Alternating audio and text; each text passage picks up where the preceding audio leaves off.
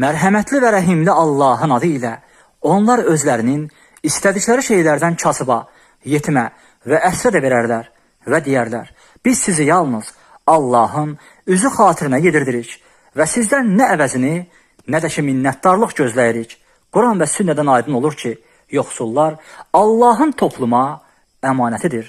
Kasıblara, miskinlərə yardım edənlər, əllərindəki var dövlətin əslində onlara Allah tərəfindən verildiyini başa düşmüşlər. Rəvayət edilir ki, Səid İbn Əbu Vaqqas radiyallahu anhu cəsur, həm də dövlətli olduğundan, özünün başqalarından üstün olduğunu güman edirdi. Onda Peyğəmbər sallallahu aleyhi və səlləm dedi, məgər sizə aranızdakı zəiflərin sayəsində zəfər və ruzi bəxş edilmirmi? Digər möhtəşəm bir hədisdə xəbər verilir ki, Peyğəmbər sallallahu aleyhi və səlləmin zamanında iki qardaş var idi.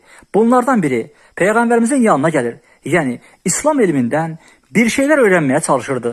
Digəri də sənətkar olub dolanışıqlarını təmin etmək üçün çalışırdı. Çalışan qardaş Peyğəmbərimizə digər qardaşının işləmədiyini və zəhmət çəkmədən yediyini şikayət etdi. Bunun üzərinə Peyğəmbərimiz belə buyurdu, bəlkə də sənə verilən ruzi onun səbəbi ilə, yəni ona baxdığın üçündür.